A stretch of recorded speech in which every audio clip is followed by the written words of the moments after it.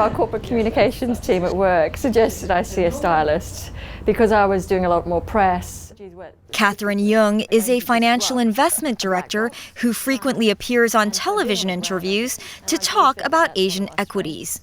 She also gives presentations to international clients. Even though she has the right skill set for her job, her company wanted her image to match her experience.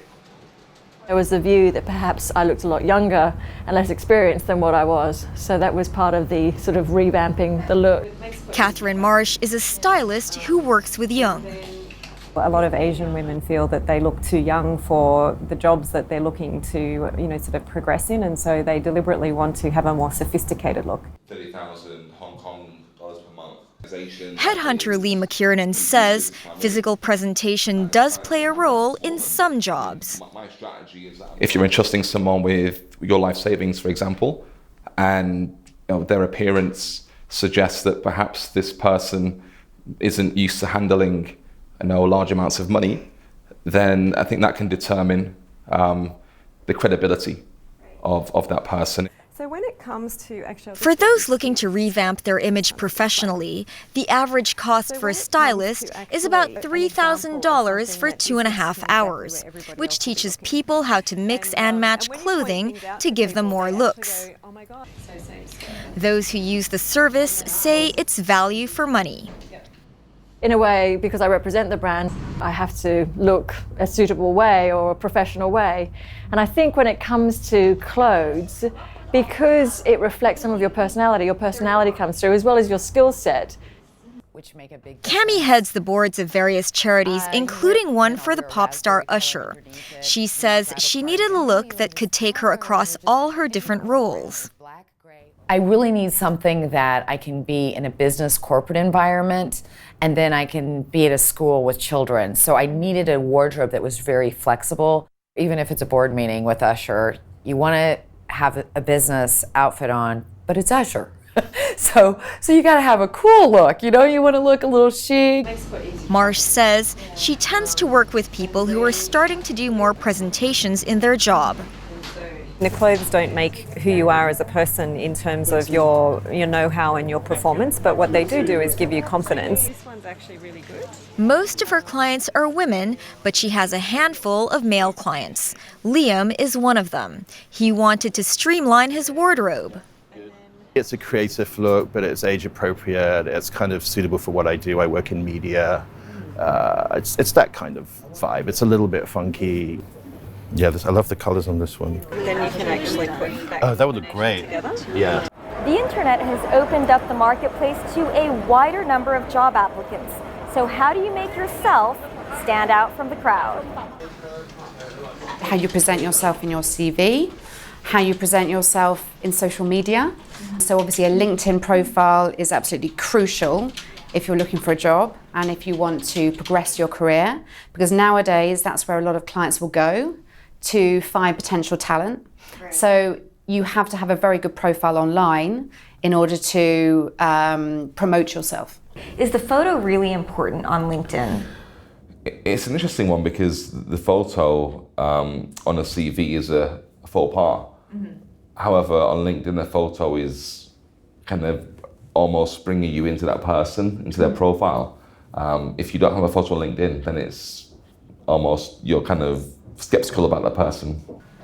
Both agree that a relevant skill set is still the most important factor when getting a job, but knowing how to communicate is also key.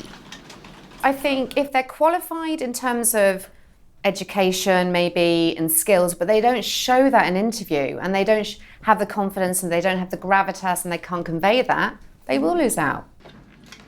When candidates come to us and say that they're looking for a new job, we will really help and consult them in terms of how they need to sell themselves to future employers. And quite often it's things that they've never thought of. Recruiters say some employers check social media when looking at potential candidates, so watching what you post online is important. I mean, that's just going to be the way of the world now, that people are certainly going to use social media to decide whether they should potentially interview a candidate. And I don't think people are aware of that as much. A study shows that nonverbal communication accounts for almost 90% of a person's judgment within the first few seconds of meeting. How important is it for people to have soft skills in the job? It's huge. I mean, there's a bit of a famous saying, which is you eat with your eyes.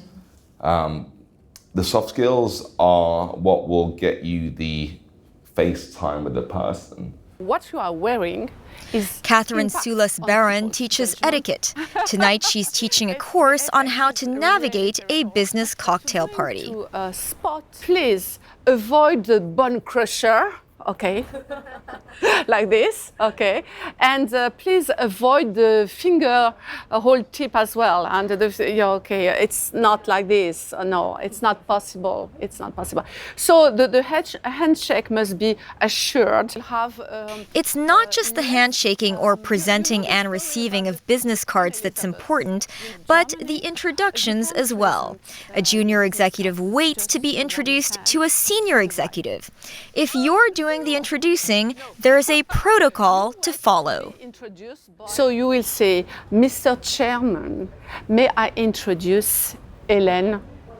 I don't know your surname. Hélène something. Okay. You're not going to do the opposite. The courses start at $2,500. She also teaches formal dining and wine and cheese tasting, both of which are popular with corporate clients. A flute of champagne should be held by the stem, okay? Not here, because not here, it's not very elegant. Not here, too close to the bowl, but here, okay? Sobi Dueñas is one of those taking the course tonight.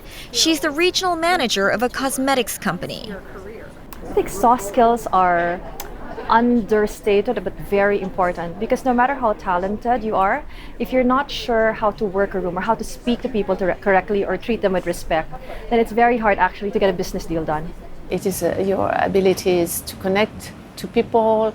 It is your abilities to be at the same time a leader, but very courteous and respectful person. Headhunters and image consultants agree. It's the whole package that counts when it comes to getting ahead.